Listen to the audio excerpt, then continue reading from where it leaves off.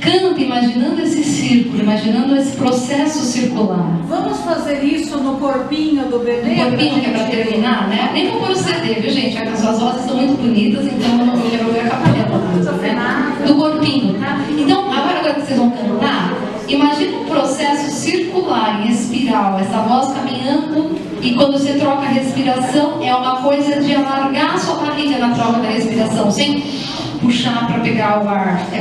O processo vai do natural, tá? Vamos tentar fazer isso então? Corpinho, né? No corpinho do neném, a mamãe irá tocar, tocar, tocar o seu coração, bater, bater, bater, com carinho agradecer. Fica muito mais melodioso. E quando vocês cantarem, lembra da vogal. A vogal é o espírito da palavra aí, né? A alma da palavra. É a vogal que dá essa ligação aí, tá bom? É uma dica de canta para vocês.